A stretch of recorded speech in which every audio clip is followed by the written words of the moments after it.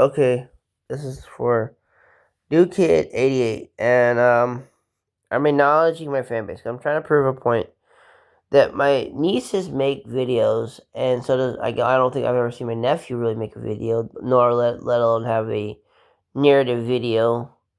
But like my sister and them, and my mom and my sisters never view any of my videos, and if my calculations are right, there's about a few people in my family that would be enough people to actually view my channels, but they don't view it on YouTube. And the fact is, they don't even acknowledge it. They don't subscribe to my channel, and that's the point I'm making, Mom. I can tell because I can see the numbers, and so if you're saying you guys acknowledge me, you don't. You don't acknowledge me.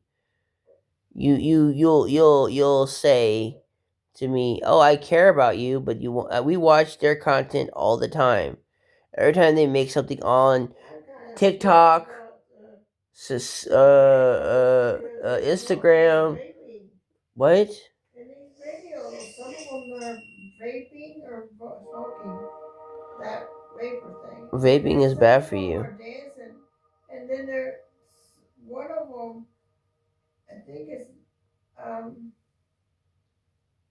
Allison in the car with this, and someone's taping it, and she's in under a cover, but she's taking her shoes off. It's almost like she's slipping off her clothes or something.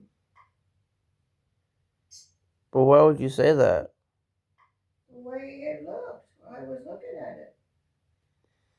But what I'm saying is, why don't you guys view my videos? Because that's all I'm asking for is if you see the difference between me and them and why they don't get any views on their channels and their Facebook pages is because they don't acknowledge their fan base and they never post anything. They'll post stuff, but it's like once in a blue moon, and you know what I'm saying. I try to post at least daily, and even if I don't get a post out that day, I'll do it within like the next 24 hours. You know what I'm saying? It's like, and I'm not trying to get a fan base. That's the idea. I'm not looking for an audience because to get an audience would be like good, but it wouldn't be enough because I don't need fans. I don't care for people's opinions and stuff. I because it doesn't bother me what they say, but what bothers me is like the lack of like care. It's like nobody has and if you say you don't care about me, you don't care about anyone because there are people who generally don't care. I get that. They don't have a nuisance and that stuff.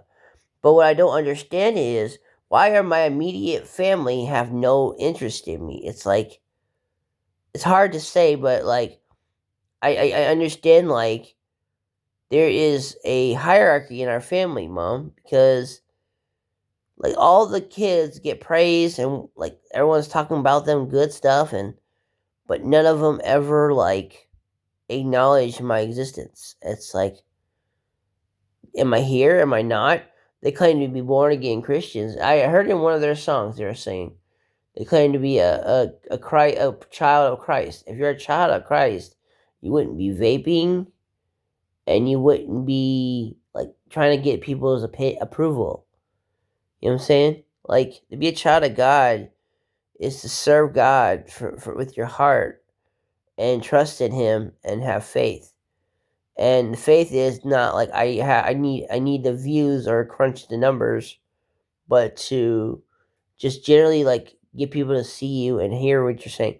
When I was saved like a long time ago, but like the second time I actually said the Lord's Prayer and like meant it, it was one of those things where it's like, um,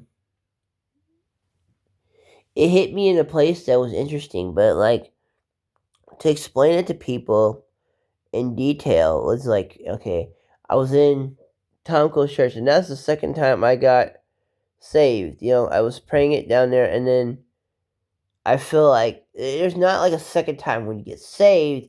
There's a second time in your life when you say the Lord's Prayer and you're saying it, or you're saying the sinner's prayer, and I don't know which one's which. I do know the difference, but like when you say them, and then you get this kind of like feeling in your heart where it's like, yeah, that's the second time I've said this, and the second time I've acknowledged that God has helped me. And you know, one of those things though, but it's like all I'm looking for. But like if people would actually be on my side, like nobody talks to me, nobody comes to see me. You know, no, there's not one person that comes by my house and comes to talk to me. Not one. I could sit here if you weren't here, I would be sitting here all day by myself with no one to talk to. No one talks to me in public. No one looks at me. They're afraid to talk to me. They're afraid to generate conversation. And I don't know why that is. They take one look at me and they assume I'm like mentally ill. That's assuming by association. And it's like, why do you do that? It's like, it's ridiculous and kind of like off putting. And I don't understand. You see, I make these videos as boring and as unrealistic as possible because I want people to see the real general side of me. Like instead of being fake or saying something that doesn't make sense, I say things that comes to mind and have detailed thoughts about it. But the problem is when I say things that comes to mind, people want to explore those options. Like they want to say that, like how Kim would say the devil doesn't exist, but he does exist, and he actually is the reason why we have problems in the first place. Most people, like Neil deGrasse Tyson, would say, "Oh, why does evil things happen?" Well, do you know there is a devil, and he is the father of lies and can make sickness and is like evil and has a really malintention for all people, and is a roaring lion and wants to steal, kill, and destroy. No, no, you're right. A lot of people who always say that, "Oh, you can't quote that in scripture." No, I can't. But I bet you couldn't either. And even if you could, it doesn't make you any better than me because it says in the Bible we're all equal. So, you know, when you say you're better than me because you can prove scripture, even the demons knew scripture. So, you know, you're not any better than me if you say you know scripture. You're just being able to prove a point. You're good at debating, is what you are. That's right in the video. So, yeah.